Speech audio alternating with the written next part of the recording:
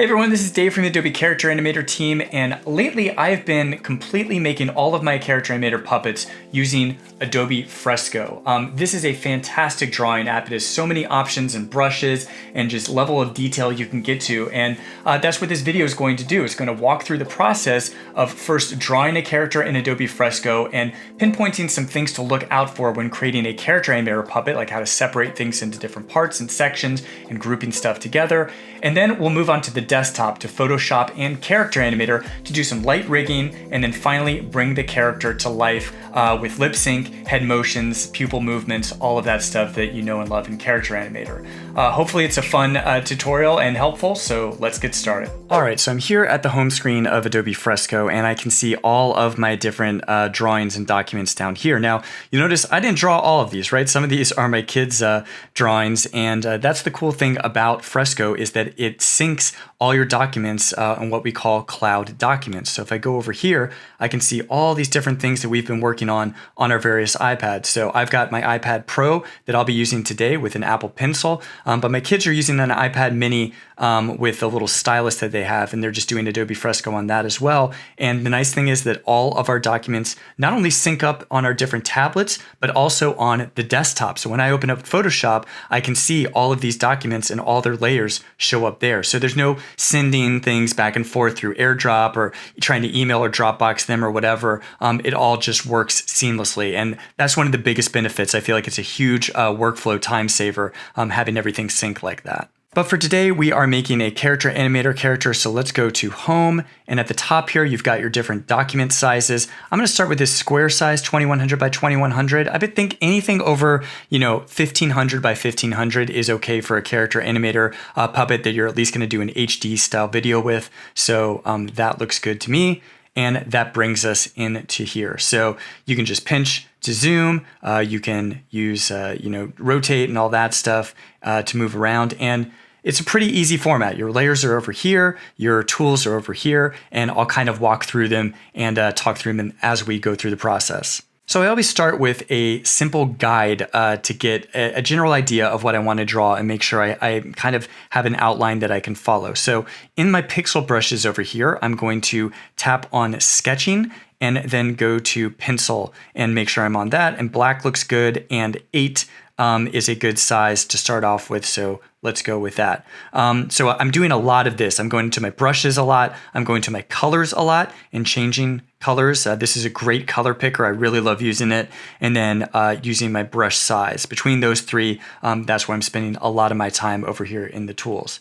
So let's make a quick sketch, and it looks pretty much like a pencil. There's some nice fidelity there with how hard you're pushing down on things, and it works really well. So let's make a very stereotypical OK Samurai style character with wavy hair and eyes and a mouth, little shirt there. In Character Animator, we typically want the arms to go out in like an A-frame style position, so that's where I'll start with that.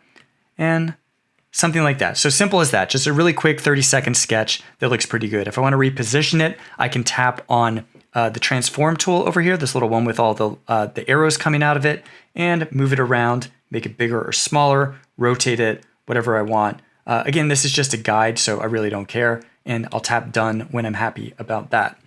Then I'll bring the transparency down just so it's not competing with my actual piece. I want it to, just use as a guide layer, and eventually I'm going to delete this. In fact, I want to delete the white background too, because you don't want a white background moving with your character's head and all that stuff when you bring in the Character Animator. So I'm going to merge these two layers by tapping on this, tapping the 3 dots, and going to merge down. And that's going to combine both of these layers into one guide layer that I know I'll delete before I bring it into Character Animator.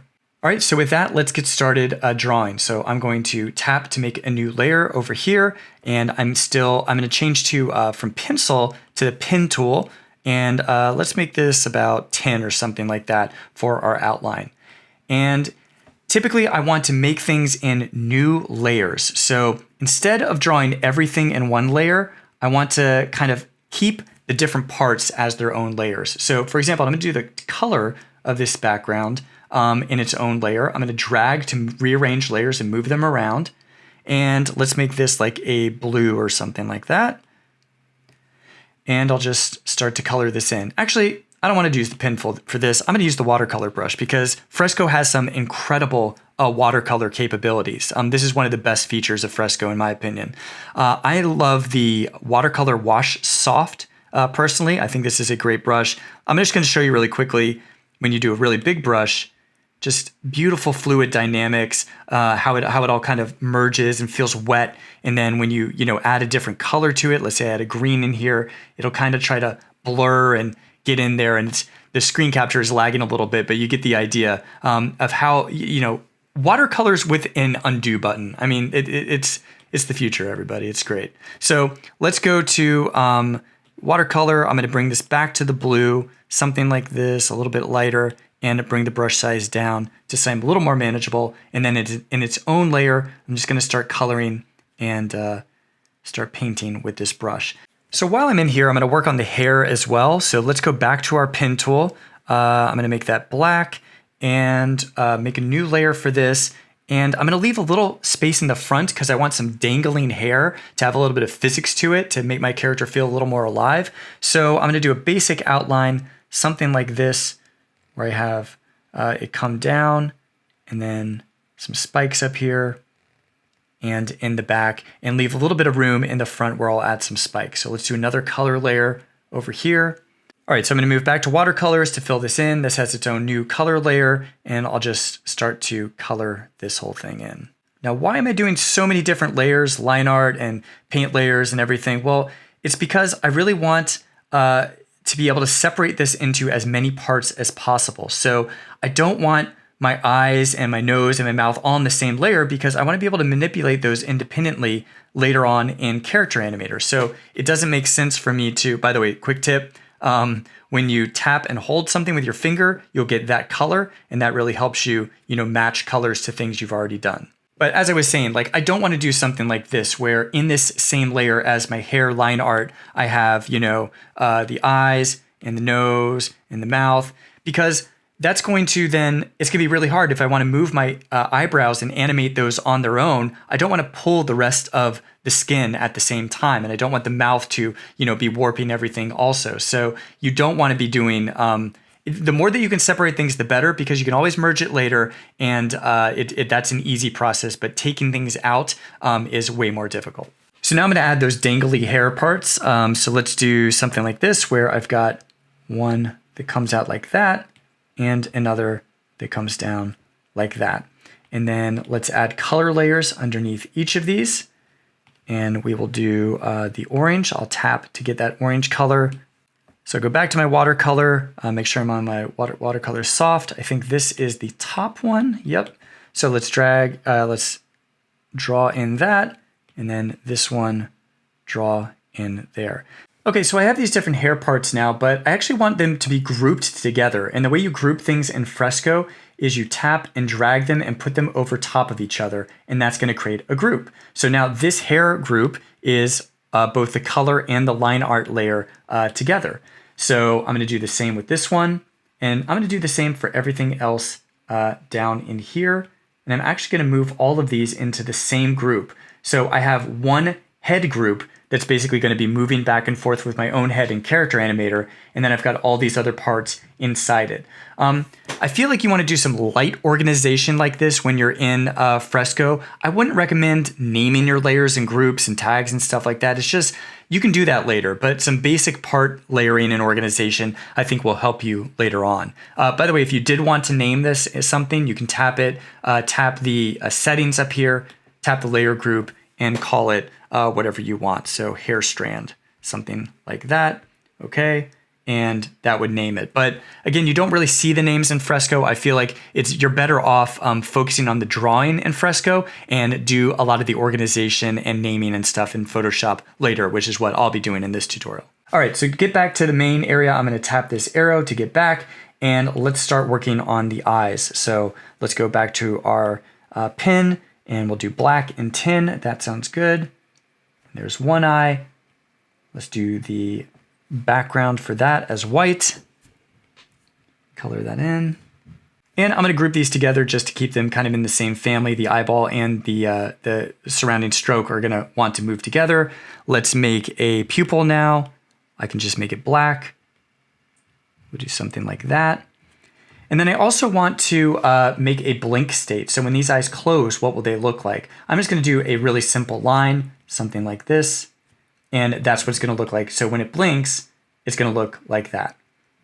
So got my eyeball, got my pupil, and my blink state. And I'm going to kind of drag these all together so they're in the same eye group. And I'll probably get rid, actually, let's move the blink state out of here because I don't want it at the same level as the pupil. That works better. And that's looking pretty good to me. And I can actually hide the blink because I want to see my character's eyes as I'm drawing this and not with a line always through them. Now, I don't have to draw this eye all over again. I can just duplicate it. So with it selected, I can tap the 3 dots down here and go to duplicate layer group.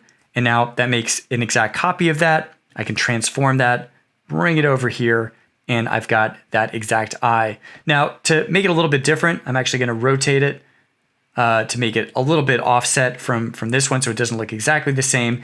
And I don't want him to be cross-eyed, so let's move that pupil down a little bit. Now we can move through a few layers pretty quickly. I've got one of my eyebrows here. I'll draw that. Another layer, draw another eyebrow like that. Those will move with the face capture in Character Animator. A quick little nose there. That looked terrible. Let's try that again. That's a little bit better. Okay. Now for the mouth and the automatic lip sync, you could draw everything in Fresco if you wanted to. So I might draw there's my neutral mouth. And then let's say I wanted to draw a new layer. Here's my ah mouth. And I would, of course, color this in with the teeth and the tongue. And then say, okay, maybe I want to use an O mouth now. I'm kind of using my neutral mouth as a guide to show me how all these mouths line up. And I could do that step by step if I wanted to. And if you want to really keep everything within the same style, go for it. For me, I'm going to take actually a mouth set that I've already made in Photoshop and bring it into my character later. So for the time being, I'm actually going to just delete these extra mouth layers. I'm just going to keep this basic guide mouth for now, and then I can delete it later on when I add my Photoshop mouth. But it's up to you. You can draw everything in Fresco. It'll just take a little while to get a nice looking lip sync mouth working, or you can take a time-tested one that you've already done in another Character Animator Puppet or Photoshop file. So I always add a few details now, and you can do this as much or as little as you want. So let's add a little bit of shading. I'm going to bring the black up and just do something like this where I'm drawing in a new layer over top of everything and just drawing black over top of one side of it. Maybe make some little spikes there. And then I'll bring the opacity down by tapping on this and bring it down like that, just to give it a little bit more dimension. I'll probably do the same on the other side for highlights. So I'll do something like this with a white. And then I will go to maybe overlay, blend mode. I play around with blend modes a lot with colors just to try some different things and see if they kind of feel like they integrate into the character a little bit better. That does feel like it looks a little better, and bring it in. So without these, the character feels a little bit flatter. With these two little layers, it feels like it has a little bit of extra dimension. And then a lot of times I will just kind of add a bunch of small details, bring the brush size really far down to 4 or something like that, and then add, some little dots and hairs and freckles and bags under the eyes and a chin and little things like that that help the character feel like it's got a little bit of texturing to it. And then I'll usually bring the transparency down to help it blend in a little bit better with the character. So something like that. So we're working with a Smurf version of Conan O'Brien, it looks like. This is great so far. All right, moving on to the body. We've got basically 3 parts to worry about. We've got the torso and then the arms extending out. So let's worry about the torso first. I'll make a new layer here, bring us back up to, I think it was around 10 that I was at. And let's draw this and a torso, something like this. Now I noticed as I was drawing this, see how I can kind of see very faintly the artwork coming through here? That's because that soft watercolor brush has some transparency to it. And so if you don't want things showing through like that, you can always just duplicate layers. So if I like the look of this, but I want to make it a little heftier, I can always select this layer, tap this and say duplicate layer, and then that's going to just darken it a little bit and make it fill up so I don't see that, that stuff coming through behind anymore. So to make sure I'm using the right blue color, I'm going to tap on his skin and hold, and that's going to give me the blue now for my color. So let's make a new color layer, drag it under here, and do something like that to color in the basics of the neck. And then for the shirt, let's make that kind of a purplish color. Thinking I'm going to give him a Character Animator shirt here, so something like this. Now, I'm not using the watercolor brush here. I'm just going to show you a different technique. So I could, with the pen tool, or with the pixel brush pen, just kind of color the outlines here, something like that. And then go to my paint bucket tool, tap in the middle. It's going to fill it up. It's going to leave a little bit of a edge over there of white that I can then go right over to make it fill in and look a little bit more solid. So if you don't like the watercolor brushes and you want kind of more of a flat color, you could do something like that. And then I'm just going to keep adding some details here, just like I was doing with the face, to give it a little bit of extra dimension. And let's make Red Monster too while we're at it, since we're dealing with Character Animator. So I'm going to do something like this, where I've got that. Looks good. I'll bring the transparency down just a little bit so he's blended into the shirt a little bit more. And that's looking pretty good to me. All right, so I can group all of these elements together because I know they're all kind of part of the same family.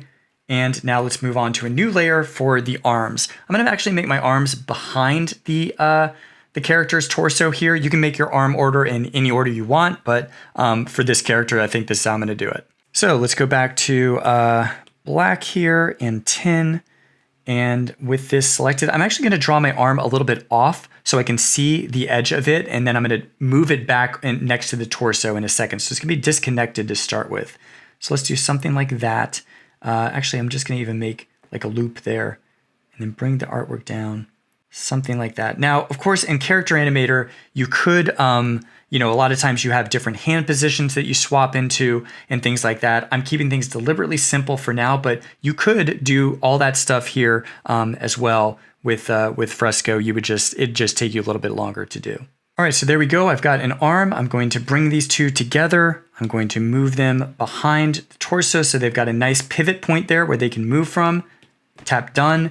And then let's duplicate this group by making sure it's selected. Tap the 3 dots, duplicate layer group. Now I have a new version of it that I am just going to basically do a reverse copy of, something like that, and bring it over here on this side so I don't have to draw the same thing twice. All right, so what? That was, 10, 15 minutes of making a really quick sketch of a character. And, this basic format now I'm pretty happy with. And this is something now I can take into Photoshop and be able to manipulate it further so it's ready for Character Animator.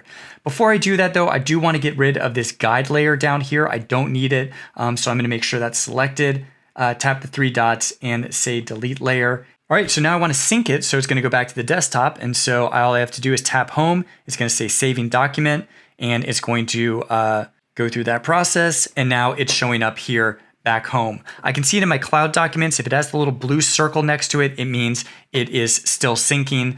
You can check your sync status at all times by tapping on this little cloud icon up here, and I have the ability to rename it, export as a PSD, other things over here. So for now, we're done with Fresco, so let's move over to Photoshop on the desktop. So here in Photoshop on the desktop, I can see that yes, my document has shown up over here. If you don't see it, you can go to Cloud Documents and you'll see all your latest synced things show up down here. So you would just click on that and it's going to open it up with all your different layers. Now yours might be completely unfurled when you first come in, but basically this is, generally how it looks is all these things calling pixel layer and layer group and other unhelpful names that aren't really going to tell us much about it. So what we can do to kind of detective our way through this thing is show and hide different layers to understand what they are. So I know that this is the temporary mouth. I'm actually going to get rid of that because I'm going to bring in another one layer. I know that this is the nose. I'm going to call that plus nose and type it exactly like that. Here is an eyebrow. That is my left eyebrow. It's the character's left side. So I'm going to call that plus left eyebrow. And the right eyebrow here, I know I'm going to call that plus right eyebrow. And by the way, I know all these names like the back of my hand because I use Character Animator every day, but if you are unfamiliar with some of the naming conventions of what you can call things, you might want to go to this Character Animator resources page and download one of our blank templates. They're in Photoshop and Illustrator versions, and that will help you kind of have a guide, and you could drag your pixel layers into these different layers or rename them this way just to use as kind of a helpful template to work against.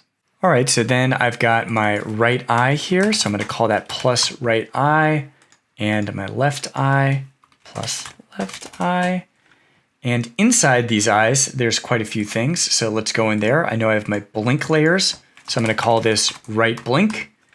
And inside here, I have my right pupil. We're going to call that plus right pupil. And I'm just going to flatten that because I don't need that. I just pressed, when I have a group like this and I want to flatten it, I can press Command E on Mac or Control E on Windows to merge them together. And then my eyeball, I'm just going to select both of these. And I could call it eyeball. I might as well write eyeball, and that will tag it as the space that the eyes can go around. All right, so left eye, let's do the same. Left blink. I'm going to merge this and call this plus left pupil. And we have our eyeball layers, which I will merge together and call left eyeball. All right, now we've got this whole background group here, so we can call this background. And I'm actually going to move the hair strands out. I do think I want them to be their own separate thing, so let's move those out of this group. And my background as it is, I don't really need to do much with it, so I'm actually press Command E to merge that into its own little piece there. And then with our hair, I'm going to call each of these plus hair, and I'm making them independent. The plus is a shortcut for making things independent, so I just want to do that so they will be able to move on their own. Anytime you see the plus symbol, that just means I want things to move on their own. Okay, and then we've got our last three layers here. We have the body, so I'm just going to call this torso, and that would be his left arm plus left arm, and I can merge that, and plus right arm, and I can merge that. Okay, so now I've got all these pieces that are together, and all of them are generally now named the correct names that I want. I'm going to get to the mouth in a second, but first let's do some general overarching organization. So I'm going to create three groups. I'm going to click select my topmost group, and then go down here and click the group icon 3 times. And I'm going to call one of these plus character, and you can call this whatever you want your character's name to be. One of these head, and one of these body. And then I'm going to select both of these and drag them both into my character group. So I now have a character with a head and body inside of it. And now it's just a matter of putting the right parts in their right sections. So all of these I know are going to go inside the head. So that looks right. All the head parts are in there. And then all the body parts are going to go inside here. Now for the mouth, I can take a character from Character Animator and just use their mouth set. So I'm going to do exactly that for this guy Chad right here. So let's take Chad. I'm just going to click on, this is the home screen in Character Animator. I'm just going to click him right here. And so that's going to open him up as a new puppet, and I can see the lip sync and all of that is working. So to get to the actual puppet file, the Photoshop file that I want to extract this mouth from, I'm going to select Chad Photoshop with a little pawn icon. That's his puppet file. And I should see the little Photoshop icon appear down here to edit original. So I'll click on that, and lo and behold, I get Chad opened up as his full PSD file. So to take his mouth and bring it into my other character, I'm just going to select it and drag it over here on top of the other tab, my document 87, and let go. And the mouth is going to show up now. It showed up because I had the torso selected last behind the background. So I'm just going to drag it here, and it looks a little big and silly in its current state. A lot of times to resize, I'll kind of turn the mouth on to see how that's looking. I'm going to then use free transform. I'm going to press Command and T on Mac or Control and T on Windows, and just bring that transform up and resize it however I want by dragging the edges. And when I like that, I can either double click it or click the check mark up here, and that looks like pretty good sizing to me. And so that way I've got this time-tested mouth set that I know works pretty well and is going to work well with this character. All right, so with that, I'm ready to bring this character into Character Animator. So I'm going to go ahead and I'm going to save it locally as on your computer. Click here, just so I have a copy of it that I can deal with. So let's call this guy Blue Conan and save him like that. And now we're done with Photoshop, so let's move on to Character Animator. So here in Character Animator, let's find that file. I'm going to go to File, Import, find that file that I was working with, which was called Blue Conan, import, and that's going to bring him in as a puppet. And if I double click, I will see that character show up in rig mode over here. All right, so I know there's just some basic things that I always do with characters to get them working correctly. So I want the body stuck to the ground. So I'm going to select the body group and add a stick here with the stick tool. And I'm going to tag that as fixed. That's going to keep the body stuck to the ground. The head, I'm going to select that. And I'm going to drag the head origin down here. So it's going to pivot more from the neck. And then the arms, I'm going to drag an origin here and add the draggable handle. So I know that is where I'm going to be able to drag it from. And this origin is where the arm's going to pivot from. I'll do the same thing with the right arm, drag, and then do a draggable handle there. While we're at it, let's take care of those hair dangles. So I'm going to drag the hair until it connects and add a dangle, this little pendulum icon down here, and put that on the tip. And let's do the same for the other piece of hair.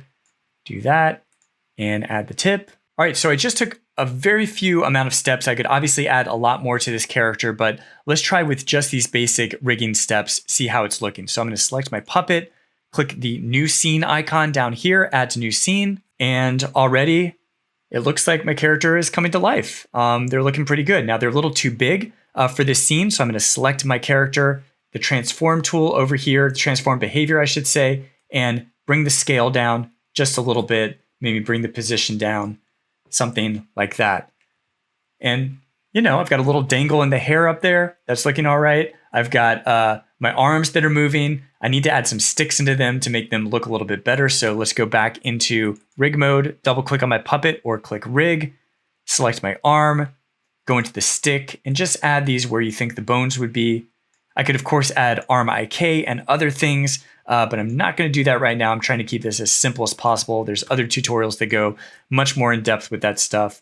And now I've got a nice bend to the arm and my character is looking pretty good.